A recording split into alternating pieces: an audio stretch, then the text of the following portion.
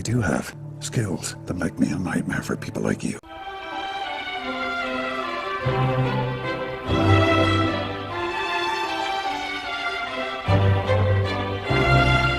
Good morning, Mr Chair. Good morning, Commissioners. Today, in terms of personnel, I'm joined by Ms Spellman at the front desk. We have Ms Hill and Ms Cooper joining us today. And the order of events is first the evidence of Beverly Wardle-Jackson. She is not able to be here today, and so Ms Cooper will read the brief of evidence to the Commission. And she'll do that from the witness chair, although obviously she's not a witness, she's simply reading. The second witness, Anna Sophia Kalman, will be led by Ms Hill, and we'll have a short adjournment, if we may, in between those two. The third witness will be Judge Andrew Beecroft, the Children's Commissioner, and the fourth witness will be Rosalind Noonan, the former Chief Human Rights Commissioner. So if I may, with your permission, invite Ms Cooper to come up to the witness table to read the brief of evidence of Beverly Wardle-Jackson.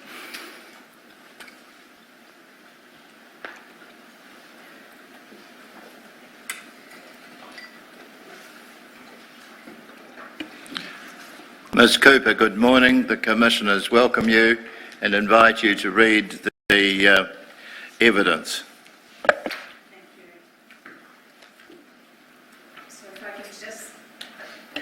Just start by introducing that Beverly is actually unwell. That's the reason why I'm reading this in her place, and I feel very privileged to be able to do it for her. She is a published author, and her brief of evidence comes mainly from her book, In the Hands of Strangers. I was born on 26 December 1952. My father's name was Edward. My mother's name was Shirley. Both of my parents had been state wards as children. Although my knowledge of our family history is sketchy, I understand that both my mother and my father were put in the care of the state because their families were poor. Although my father tried hard, we lived in extreme poverty and didn't have a lot of food. Despite this, the children kept coming. It was one of my jobs as one of the older children to look after the youngest ones. My family first came to the notice of child welfare in October 1959 when I was almost 7 years old. We were living in a house on the property of Wadestown School. The headmaster contacted child welfare because of concerns about our family. Child welfare was contacted again in May 1960 by other people who were concerned. I'm not surprised by this. Sometimes there was no food in the house at all, and my mother would go out all night. I would have to go begging the neighbours for milk for the babies. Our house was also very dirty. On 1 June 1960, I'm aware that my whole family was placed under the preventive supervision of child welfare. During that time, I was sent away for the first time. And if I can have the first photo, please. This is Bev's first placement, the Florence Booth Salvation Army Home, Newtown. This shows the girls in the dormitory doing their prayers at night. I was about 7 when I was sent to the Florence Booth Salvation Army Home in Newtown, Wellington. I was taken there with my sisters, Jenny and Judy. When we got there, we were met by Major Christopher. She introduced us to other staff members and showed us our beds. I was in a different dormitory from my sisters. We were taken to a playroom to wait for the other children to get home from school. I couldn't enjoy the toys there. I was extremely frightened and upset. I could not stop thinking about what was going to happen to our family. Some of the staff, those who saw me as the confused and scared little girl that I was, treated me with kindness, but there was an underlying violent culture to the home. Most of this came from Major Christopher and Lieutenant Barker. I was badly thrashed at Florence Booth for biting my nails. If staff saw that I had bitten them, I got a thrashing. One day I was so scared about getting a thrashing that I peed in the bath. I got hauled out of the bath by Lieutenant Barker, and she thrashed me all over my body. I had bright red welts on my upper legs and thighs and white hand marks over the rest of my body. This was the worst hiding she had given me. Another time I lost one of the 3 handkerchiefs we were issued with. A staff member called Barbara found me in the locker room, slapped me across my face and sent me off to Major Christopher. Major Christopher hit me across my palms with a piece of pipe that she called the rod. The pain was excruciating and my fingers and knuckles swelled. This sort of punishment was the norm at the home. That Christmas, all my sisters went somewhere else and I was left at Florence Booth. I remember being excited because for the first time in my life, I woke up to a Christmas present at the foot of my bed. Other visitors came during the day, bringing gifts and sweets. These were all taken off us at the end of the day by the staff. They said we would get them when we left, but I never saw those lovely gifts again. I was allowed to keep 2 sweets and 1 book. The next day was my birthday, which falls on Boxing Day. Normally, the birthday of someone in the home was celebrated. However, they forgot about me that day. There are some happy memories from my time at Florence Booth, including events that were put on by charities. However, any happy memories are overshadowed by the fear and dread that filled so much of my life during my stay. After about a year at Florence Booth, we were taken back home to our parents. They had a house in Aotearoa. Even though the house was new, we had no furniture and money was tight as always. There were several kids to each bed and sometimes our power was cut off because of the unpaid bills. We stayed under the preventive supervision of child welfare between May 1961 and May 1962. I am aware of records in my file that talk about my father having a violent temper.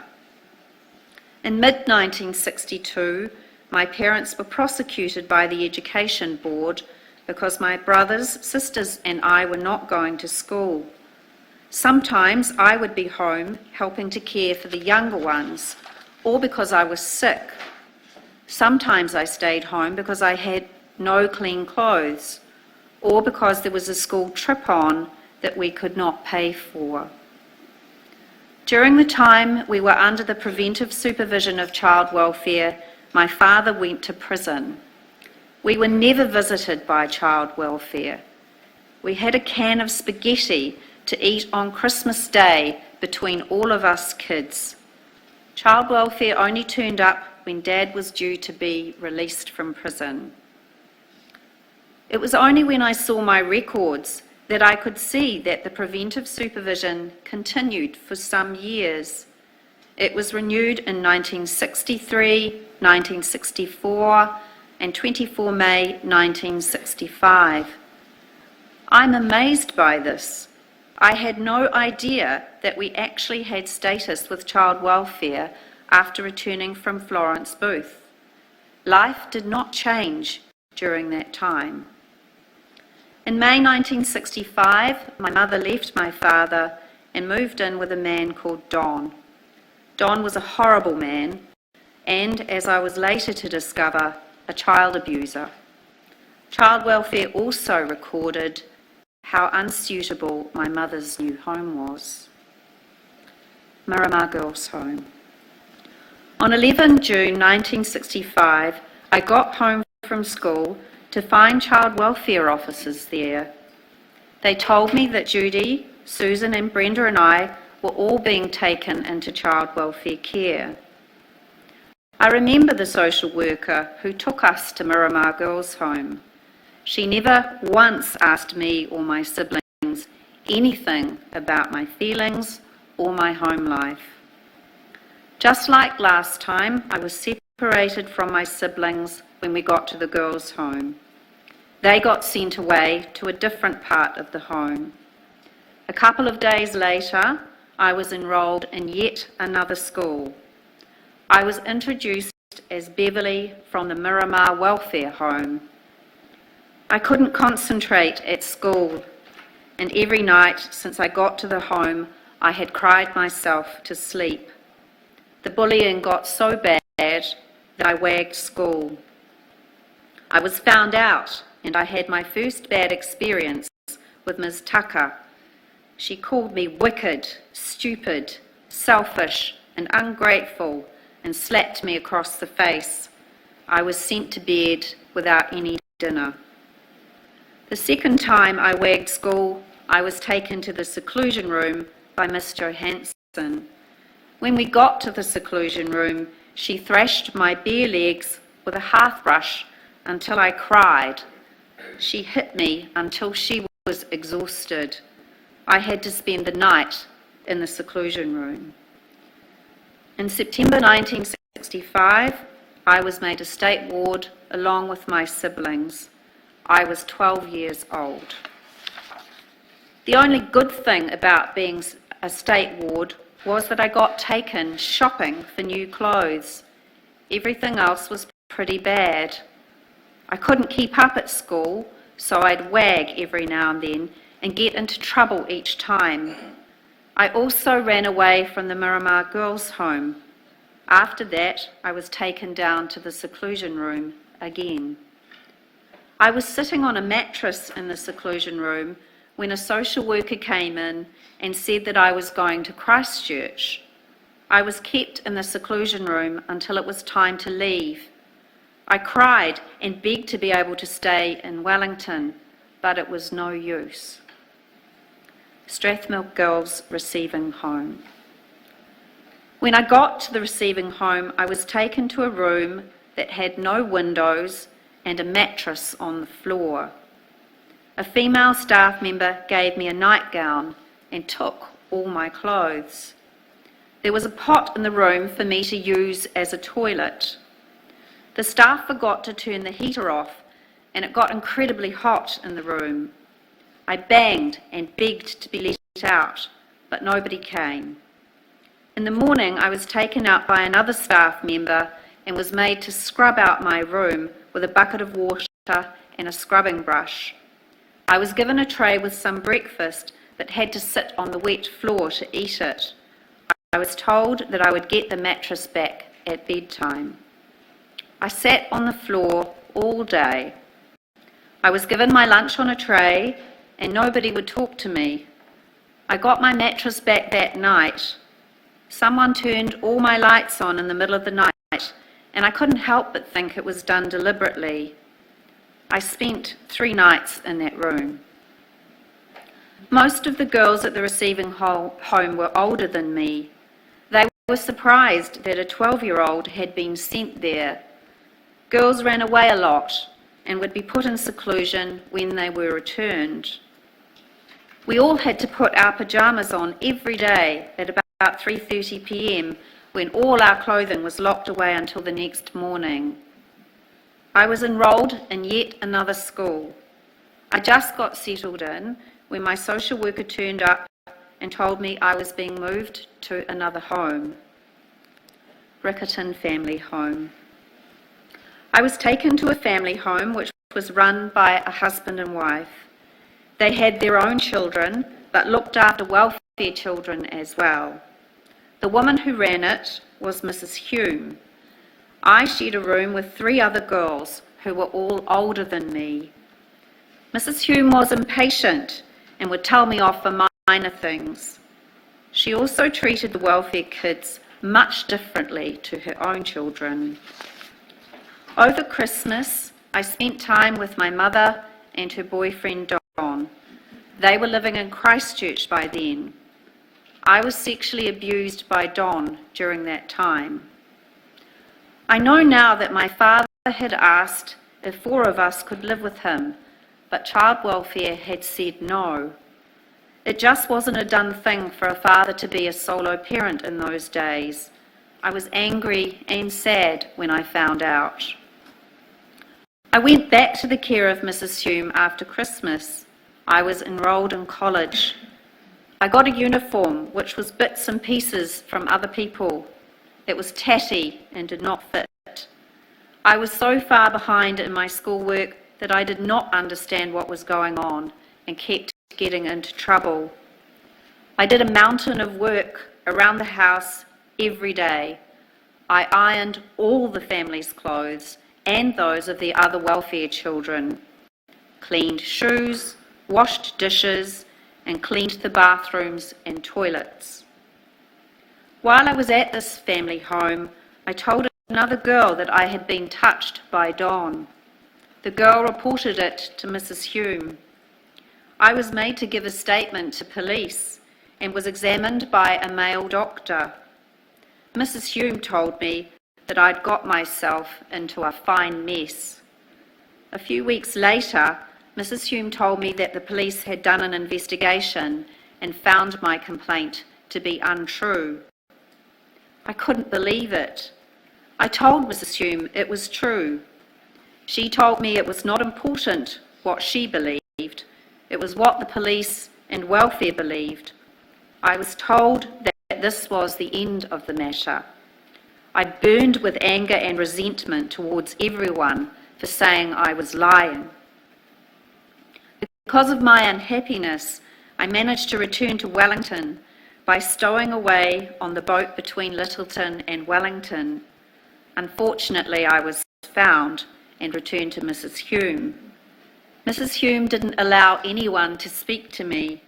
I had to do work around the home and in the garden. Back to Strathmore Girls Receiving Home. It was not long after this that I ran away again. Mrs. Hume would not take me back, so I was taken to the girls' home. There I was ordered to strip naked and I was locked in the seclusion room. I was given a nightgown to put on. For the next 2 weeks, I remained locked in seclusion. Eventually, I was let out and was allowed to spend time with the older girls. I only felt safe to cry, locked alone in my room at nights. I felt like I was in a hopeless situation. A few months later, I was told the child welfare was moving me to a new home in the Wairarapa called Fareham House. I was told it was a bit like a boarding school for girls.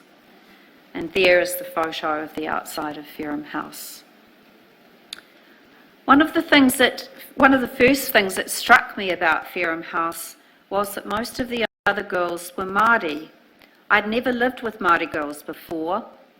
I was put in a dorm with 5 other girls. Over the next few days, I learned the routine.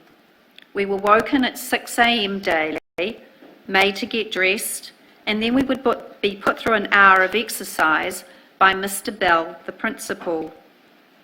There were 28 girls at Fareham House then, 6 Pākehā and the rest Māori. It didn't take me long to understand that the Māori girls were just like me and that they too had been taken away from their families. Like the other places I had been, the rules were strict. We had to do a lot of cleaning around the home. Some of the cleaning was domestic duties, and quite a bit more was punishment for breaking rules. We were not allowed to leave the grounds of Fareham House for any reason, unless we had a staff escort.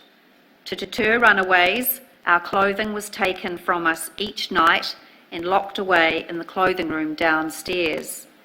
We had to wear a uniform. There was a school at Fareham House.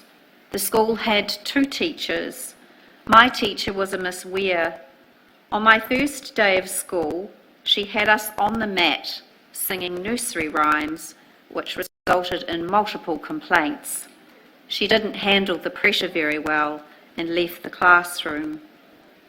I ended up in trouble with staff on a number of occasions, mostly for answering back and giving cheek.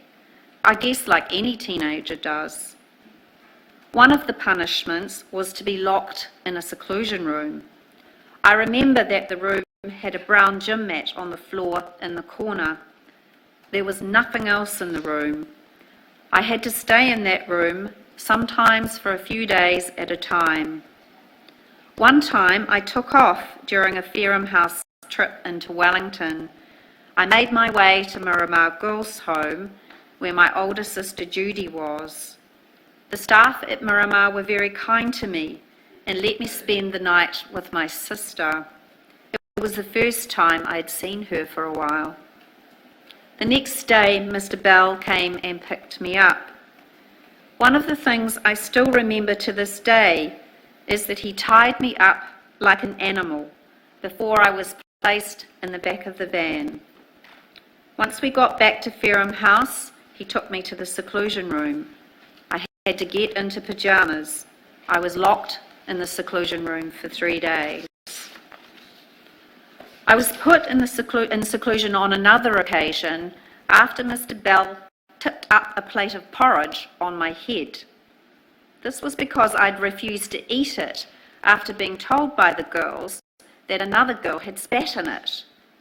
When Mr. Bell tipped the porridge over my head, I called him a filthy pig and swore at him. I was told to stand up. When I did so, Mr. Bell grabbed my arm and twisted it hard up my back. He pushed me and forced me up the main room into the seclusion room on the 2nd floor. I was not allowed to shower to get the porridge out of my hair. I was locked in the room for a day without any food. I was not allowed any books. I stayed locked in that room for a couple of days. Another punishment for me at Fareham House was to be locked in an even smaller room in the attic. The whole room was bare. There was a small window with a metal grate across it. The room had nothing but a mattress and a potty. On one occasion, I was locked in the attic for 5 nightmarish days. I was only allowed out in the morning to go downstairs for a shower. I had nothing to do. I was sent to the attic on a second time after 3 of us ran away from Fareham House. I was in the attic on the second occasion for about 9 days. As I talk about further on in my narrative, I was sent into the psychiatric hospital system by Mr. Bell, where I spent many years. I had a short second admission to Fareham House after I had been in Aotearoa Hospital for some months, but this did not last long because I was blamed for doing something I hadn't done and was returned to Aotearoa Hospital after spending yet another short time in seclusion. It is fair to say that I had a mostly miserable time at Fareham House. I made some friends there, at least one of whom has been a lifelong friend. But my overwhelming impression of the place is that it was cruel, unfair, and dehumanising. While I was at Fareham House, staff decided I was to be confirmed into the Anglican Church. I had no real interest in church. I only attended because the Fareham House girls were required to. Another Fareham House girl and I started attending confirmation classes with the vicar. One day I went on my own to the confirmation class. I realised that the vicar had been drinking. The vicar started to ask me if I'd been letting men do things with my body. He lifted up his robe and was holding his erect penis in one hand. He asked me if I wanted to touch it. He rubbed my hand up and down on his penis. He also touched my genitals. I remember that my face was burning hot with shame, and I felt revolting and despairing. The vicar told me it wouldn't be wise to mention what had happened to anyone because it could get us both into a lot of trouble. I thought the vicar had liked me. Really, he just thought I was some girl he was allowed to do rude things to. Once again, I felt ashamed and guilty. In particular, I felt really bad that I'd done nothing to stop it. Like a lot of girls at Fareham House, I ended up in psychiatric hospital care. I was first taken to Ward 27 at Wellington Hospital, where I was seen by a young doctor. I was shown to a bed in the ward and told to put on a nightgown. I wondered what sort of place it was. Everybody looked so miserable, and one woman was doing strange things. I was not long at Ward 27 before I was taken to Aotearoa Hospital, where I was to remain on and off between June 1967 and 1973. In between admissions, I went back to Fareham House, to a sister's foster placement, and back to Miramar Girls' Home. I was also briefly placed with an older sister where I was sexually abused by her husband. It was also during this time frame I met a man and fell pregnant at age 16. Each time I returned to Aotearoa Hospital when each time I was returned to Aotearoa Hospital when my behaviour was perceived to be difficult, I was just a lonely, isolated teenage girl. I remember being taken to Aotearoa Hospital in an ambulance. When I saw the sign to Aotearoa Hospital, I was frightened. We had referred to places like Aotearoa as nut houses, funny farms, or loony bins. I wondered what I'd done to deserve being sent here. I was only 14 years old. I remember the tears flowing again. Nobody cared about me or wanted to help me. Aotearoa Hospital was another hell for me. When I was first admitted, 2 nurses told me to take off all of my clothes. The only clothing I was wearing was a nightgown and my dressing gown. I refused. 5 nurses all descended on me, and I could feel numerous pairs of hands ripping the clothing from my body, leaving me naked. I was told to put on a nightgown. It was not long before a nurse came into the room telling me she had come to give me an injection. When I told everyone to get away from me, the group of nurses descended on me again. 2 of them sat on me, pinning me with their weight. A number of hands held me down, while the one with the huge syringe thrust a needle into the top of my thigh. I remember that within a few minutes, everything went black and I lost consciousness. I spent the first couple of days at Aotearoa Hospital locked up in my room. Mostly I slept. I was threatened constantly by staff about what would happen if I stepped out of line. I soon found out that I'd been placed in the admission ward of the hospital. I met another teenager there, Wendy, who also became a lifelong friend, who told me that most of the people in the ward were mad, but there were a few younger people like us. Following my first few days at Aotearoa Hospital, I was often put in seclusion. This meant I was locked by myself in a dirty, dark and cold cell for between 1 and a few days. This often happened when I ran away. Sometimes when I was locked in my cell, I was left in there with just a nightie and a stitch blanket to cover me. I was regularly attacked and punched by nursing staff.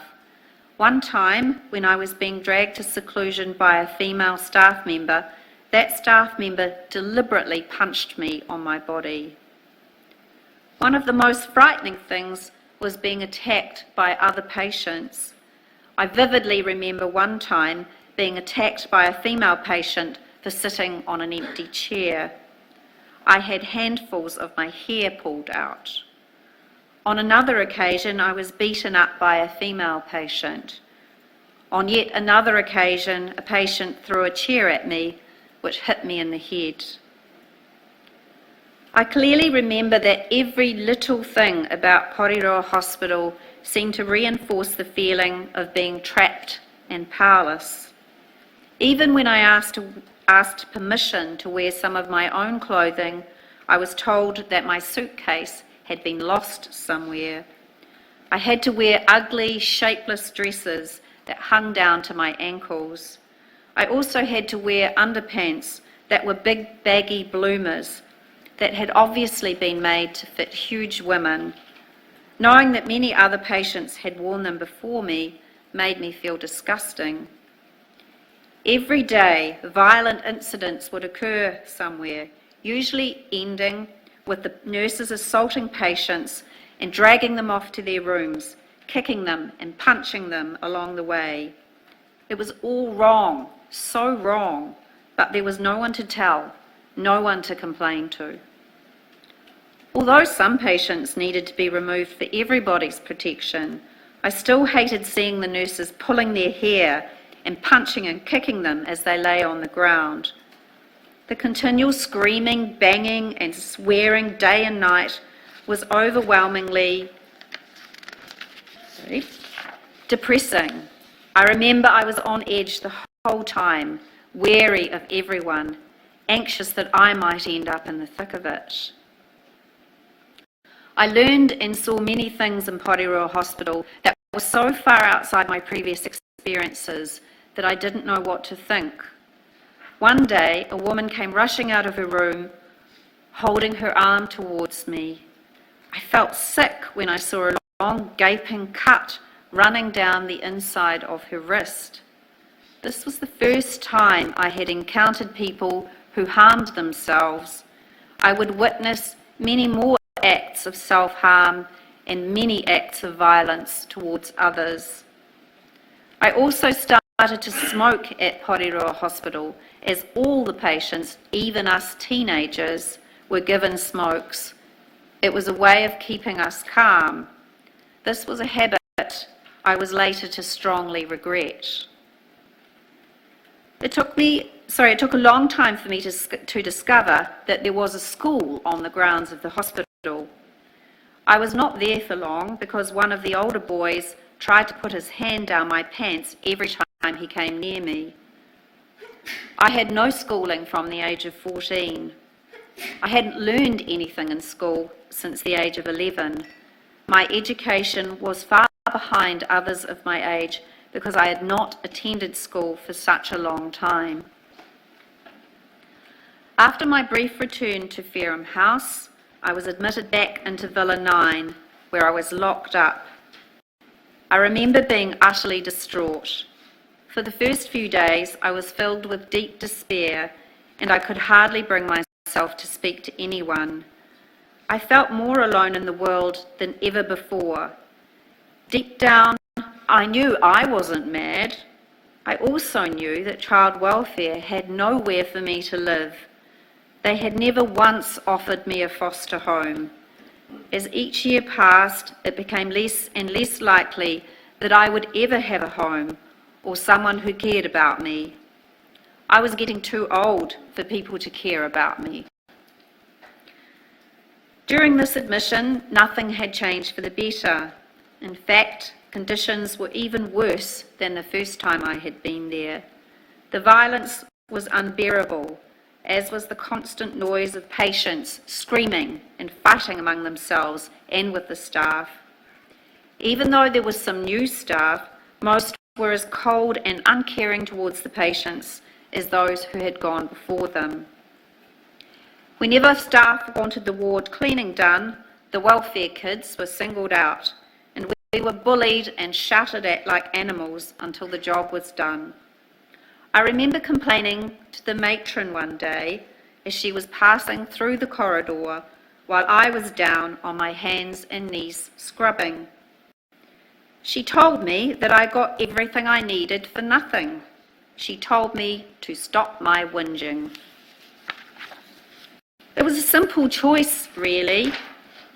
We had to do every dirty job we were given, or we would be locked up in our rooms, and we would get a hiding on our way there.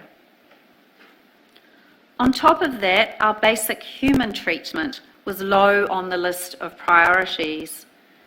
It was humiliating when we had to use the ward toilet.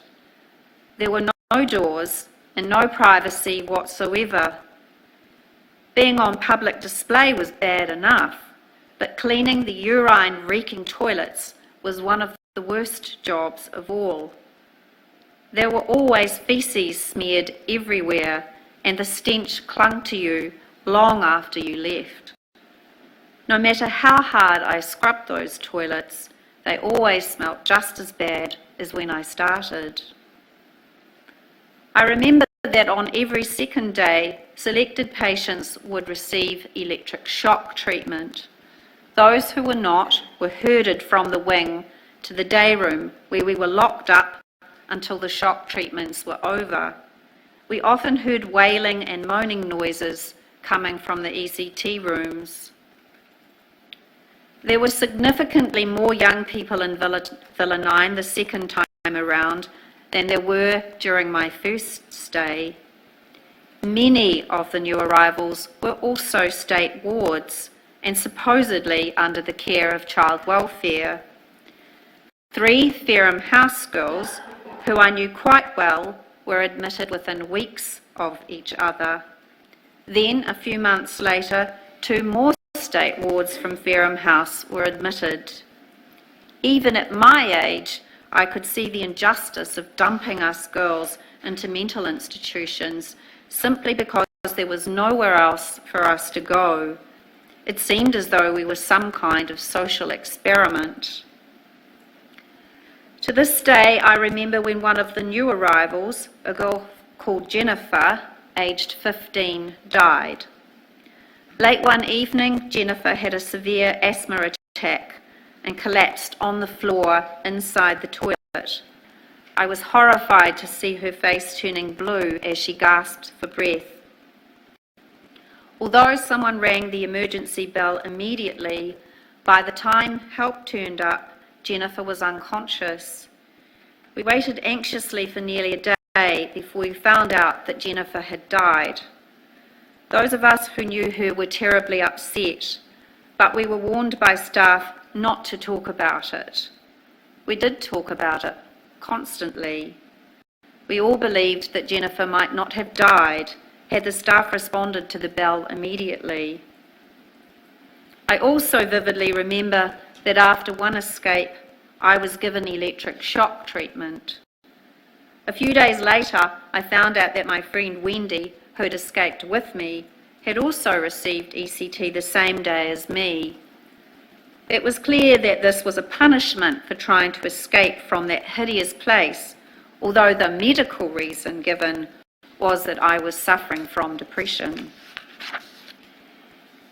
As I became more hopeless, thinking that my life was to be locked in a mental institution, I thought about harming myself and wondered what it would be like to be dead. I began hurting myself by making scratches across my wrists using the sharp end of a hair clip. I didn't know why I was doing it. It wasn't until much later in life that I learned self-harm was often a cry for help. I don't remember making a conscious decision to harm myself. It just happened one weekend. It was visiting day, and once again, nobody had come to visit me. I picked up the hair clip, bent it, and cut my wrists. I told myself that I deserved this pain and that I deserved everything that had happened to me. Eventually, I was transferred to Villa 6. There, my friend Wendy and I were the only teenagers. Many of the adult patients had been there for years. Some of the women had vacant expressions and just sat, hardly ever speaking. Others spoke continually, but only to the voices in their heads.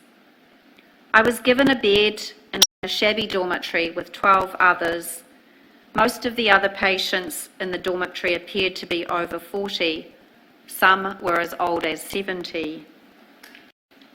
There was very little for us to do other than spend each day with the other patients inside the day room.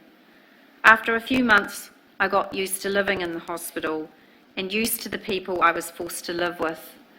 I no longer allowed myself to think about my future. I knew that I had to accept this madhouse as my home. Boredom was one of our main problems. It was hard to find activities every day. After taking myself into Aotearoa Township one day for something to do, I was promptly moved to F Ward, and that's a photo of the inside of F Ward that's just come up.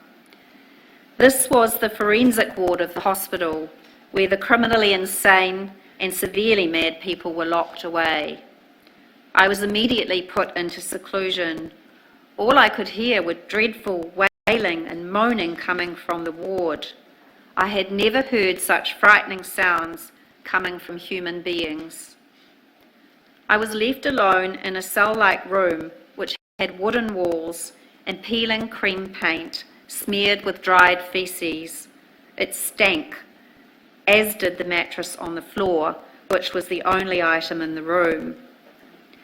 I was then moved into the dormitory, which was an orchestra of moaning, wailing and screaming, punctuated by hysterical howling. I was terrified. I was heavily medicated and once again forced to clean. And we'll just bring up the next photo, which is the outside of F Ward. So that's the outside of F Ward. The sights in F Ward were appalling. Patients with all sorts of physical deformities and crazed behaviour were sitting in rows of chairs or stumbling backwards and forwards across the room. All were making loud, ghastly noises. Some were rocking violently back and forth, chanting incomprehensibly. Screeches and groans filled the room. I'd seen some very strange people in Villa 9, but I'd never seen people quite like this, and I was frightened. The instant I sat down, one of the patients lunged towards me. Before I could do anything, she grabbed hold of my hair and tried to rip it from my head. She pulled me off the chair to the floor, where she let go of my hair, clenched her fists and started punching me in the face before she was eventually restrained by nursing staff. I was returned to Villa 6 early that evening. As referred to above, during the period of trial leave with an older sister and her husband, I fell pregnant to a man I met briefly at age 16. Nobody had explained to me how you became pregnant or how babies were born. I didn't want a baby. I thought of killing myself so I wouldn't have to face what lay ahead of me. There was nobody I trusted enough to confide in. This was one of the occasions when Child Welfare arranged for me to be forcefully taken back to Aotearoa Hospital. A few days after I was taken back, I overheard two nurses talking about me and the fact that I was pregnant. I heard them say that I would probably stay in Aotearoa Hospital until after the birth of the baby. They said that Child Welfare would probably take the baby and adopt it out. I spent days and days crying in my room. I begged to be let out of the hospital, but my pleas were ignored. After a few months, I discovered that one of my friends was back in Villa 9. She and I devised my latest escape plan. We managed to hitchhike to Auckland. Unfortunately, we were found by police. My friend was taken straight to Oakley Hospital. I was held in the police cells overnight and was then taken to appear in the court the next day. I was remanded in custody for 1 month. At first, I was taken to Mount Eden prison. I was then transferred straight to Oakley Hospital, where my friend was. Oakley Hospital. I remained in Oakley Hospital for a month, where I lived in a constant state of terror and anxiety. I was terrified by the screaming and fighting among the patients in the ward I had been put in. The hospital was built like an old prison, and every single door was locked tight. I tried to avoid the day room and keep to myself in my room, but every day seemed like a year. I ended up staying there for a couple of weeks longer because my case was adjourned by the court. When I eventually appeared in court, the magistrate said to the prosecutor that he failed to see any reason why I, as a pregnant young woman, was being held in a mental institution. He released me immediately. My childhood, such as it was, had ended.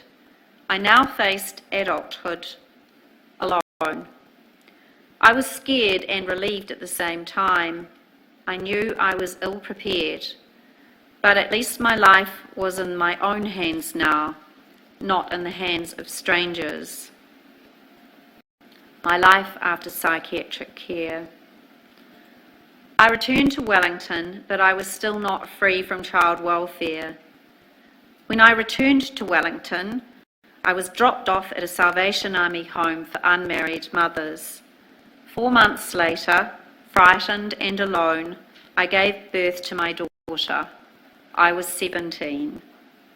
Within minutes of her birth, the staff took my baby from me and refused to let me see her. In the days following, child welfare officers turned up at the ward with documents for me to sign, releasing my daughter to them for adoption. I refused. I was told by child welfare that I would have to find work or they would take my daughter from my care. I was determined that would not happen. I had to work long days, leaving my baby with a caregiver child welfare had found for me. 6 months after my daughter was born, I accidentally bumped into her father. He soon realised my baby was his child. We married, although in my heart I knew it was the wrong thing to do. We had a son. It could have been a happy time, but my husband realised he was homosexual.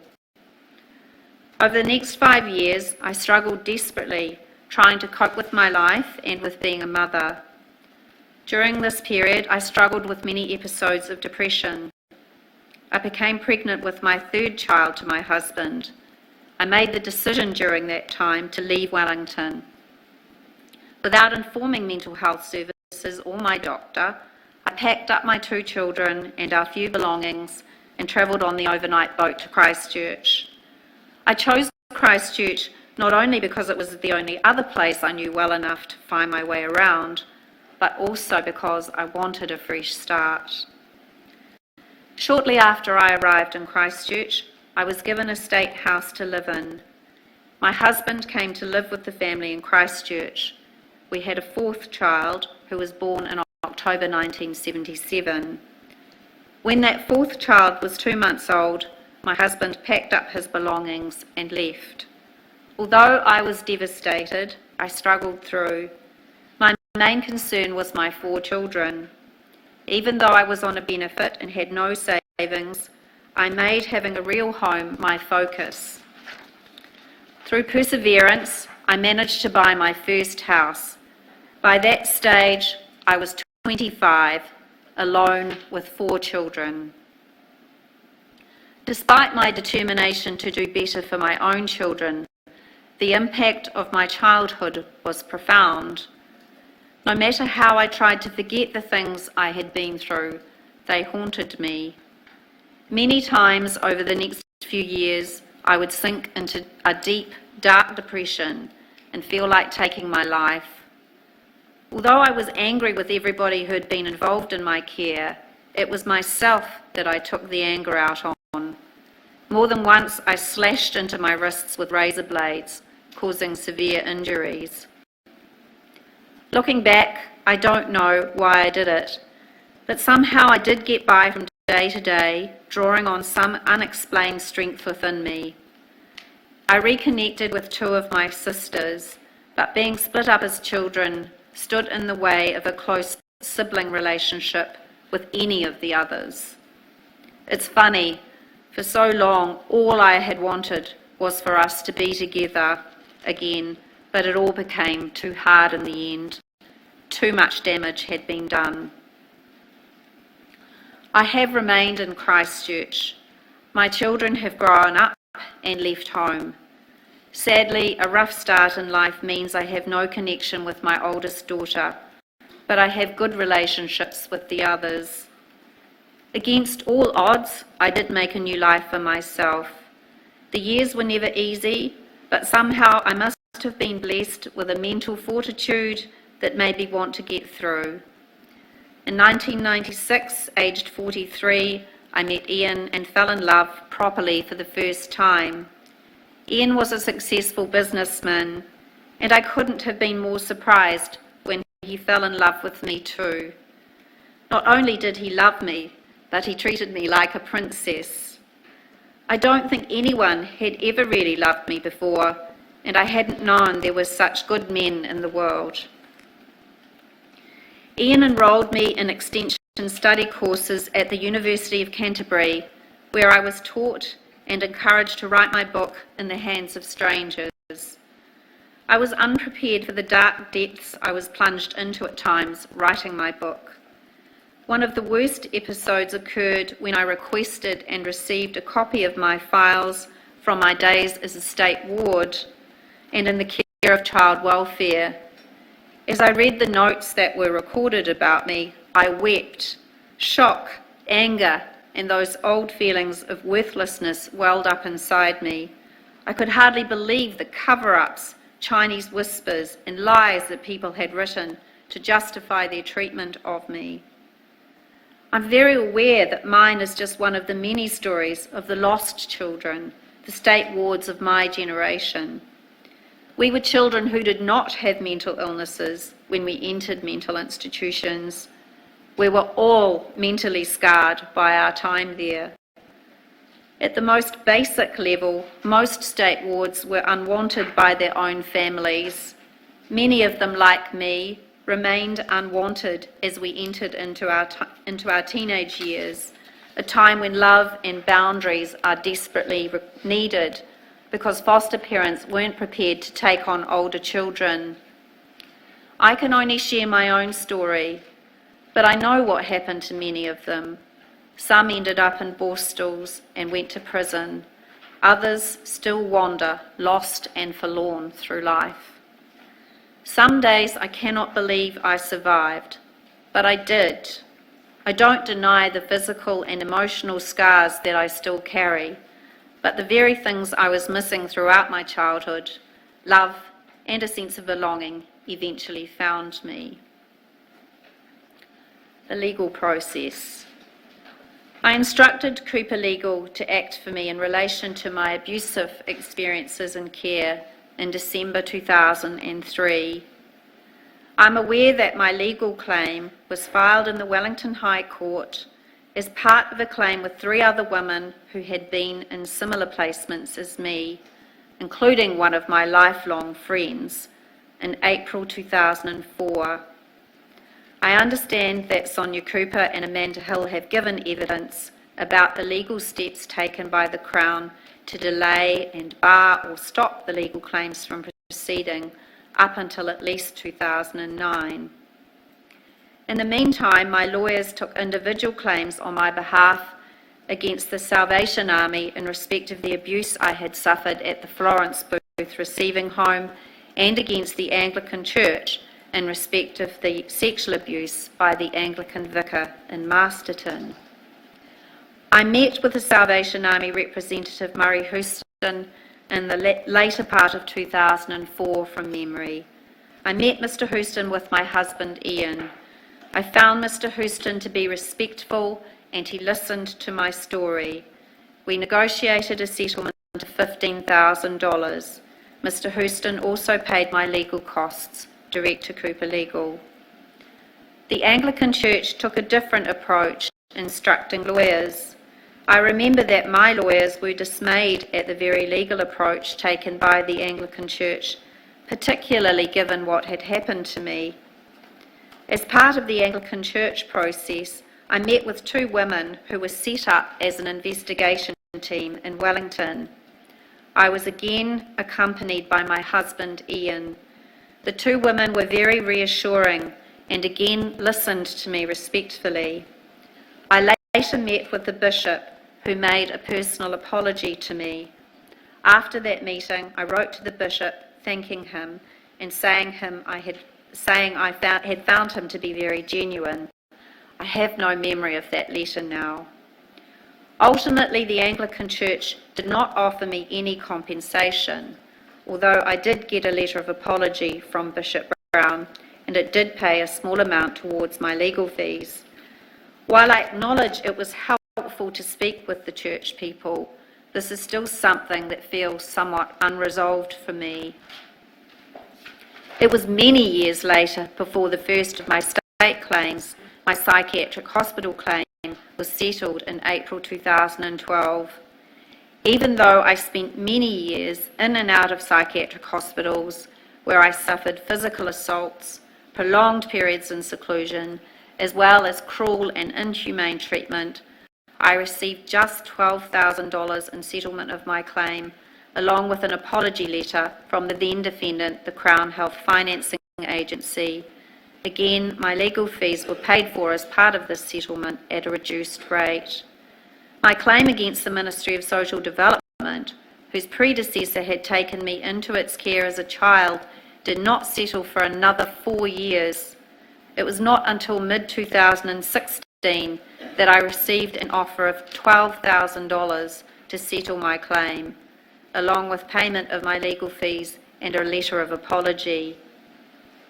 In making that offer, MSD accepted very little of what had happened to me in care, only accepting that child welfare officers failed to investigate reports of concern when I was living at home, as a result of which I was exposed to neglect and physical abuse. Child welfare officers did not visit me in accordance with policy when I was living at home. Child welfare officers failed to visit me according to policy while I was at Aotearoa Hospital, and child welfare officers failed to investigate my complaint that I was sexually assaulted by my mother's husband. Everything else was rejected, mainly on the grounds that there was either nothing on my records to support the allegations, or the actions were not practice failures or breaches of duty. By the time this offer was made to me, I just wanted to put this part of my life behind me. After all, I had started taking legal steps at the end of 2003, and it was now already mid-2016, nearly 13 years later. It was not until early 2017, however, that the final terms of settlement were agreed, and I signed a full and final settlement with the Ministry of Social Development. That was the end of my involvement with the legal process.